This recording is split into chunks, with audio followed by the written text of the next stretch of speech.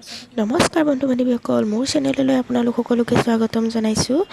আজি মই লৈ আহিছোঁ এটা নতুন ৰেচিপি, শুকান মিছা মাছৰ চাটনি ৰেচিপি।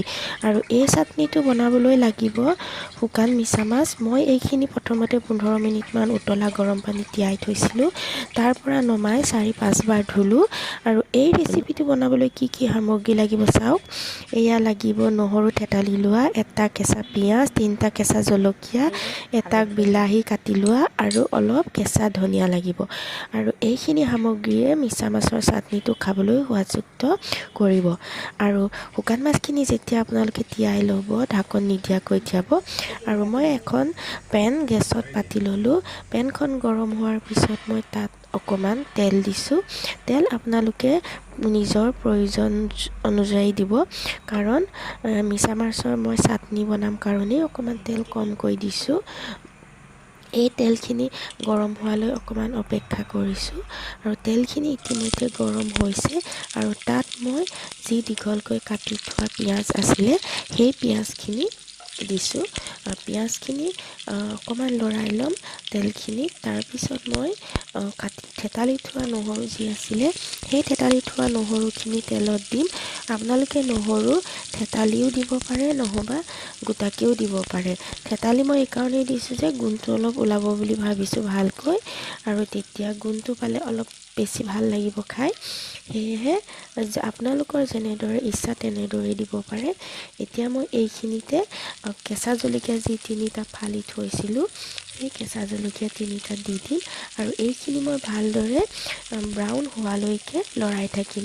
ব্ৰাউন হোৱালৈকে লৰাই এইকাৰণে থাকিম যে তেতিয়া চাটনিটো খাবলৈ বেছি সোৱাদযুক্ত হৈ উঠিব।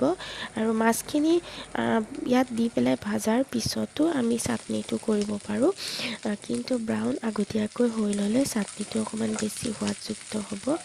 আৰু এইখিনি অলপ ব্ৰাউন হৈছে। আৰু ব্ৰাউন হোৱা দেখি মই ভাবিলোঁ মাছখিনি এতিয়াই দি দিওঁ।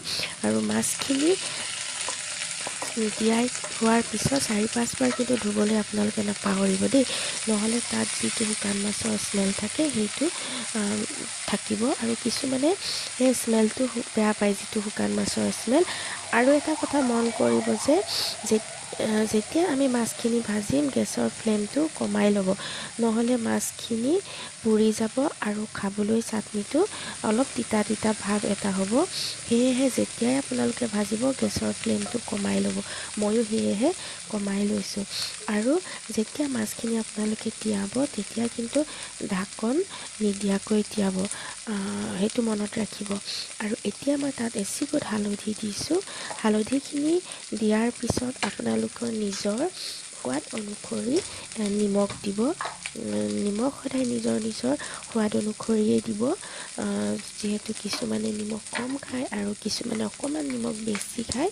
সেয়েহে আপোনালোকে নিজৰ সোৱাদ অনুযায়ী নিমখখিনি দিব।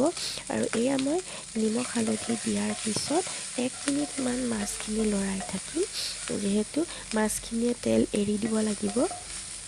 মাছখিনিয়ে তেল এৰি দিয়াৰ পিছতহে আমি তাত যি কাটি থৈছিলোঁ বিলাহী, সেয়া বিলাহী দিম। আৰু বিলাহীখিনি দিয়াৰ পিছত আকৌ লৰাই থাকিম। বিলাহীটো কোমল হ'ব লাগিব, আৰু তাৰ পৰা যিখিনি ৰস ওলায়, সেইখিনি ওলাই মাছৰ লগত মিহলি হ'ব লাগিব।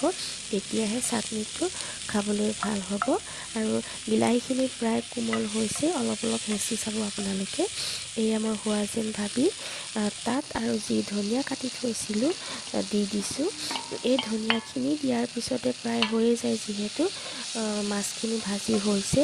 এয়া দেখিছে, ধনিয়াখিনি দিয়াৰ পিছতো আকৌ এটা ধুনীয়া ৰং ওলাই গৈছে, ধনিয়াখিনি মিলি গৈছে মাছৰ লগত, আৰু প্ৰায় নমাবৰ হৈছে। ধনিয়াখিনি দিয়াৰ পিছত বেছি দেৰি আপোনালোকে নথব। এয়া মই এতিয়া গেছটো বন্ধ কৰি নমাই পেলাই ছাৰ্ভৰ কাৰণে ব্যৱস্থা কৰিম। এতিয়া এয়া গেছটো অফ কৰি মই এতিয়া ছাৰ্ভৰ কাৰণে বাতি এটাত লৈ লৈছোঁ। ৰাতি সাঁজৰ কাৰণে মই এই চাটনিটো বনাইছিলোঁ। গৰমে গৰমে পৰিৱেশন কৰিব, তেতিয়া তাৰ সোৱাদটো ভাল হ'ব। আৰু আপোনালোকে এই ভিডিঅ'টো চাই কেনে পালে জনাবলৈ নাপাহৰিব। আৰু যদি ভাল পালে লাইক কৰিব, কমেণ্ট কৰিব আৰু শ্বেয়াৰ কৰিব, আৰু ছাবস্ক্ৰাইব কৰি দিব চেনেলটো। এবাৰ আকৌ এটা নতুন ভিডিঅ' লৈ আপোনালোকৰ মাজলৈ আহিম।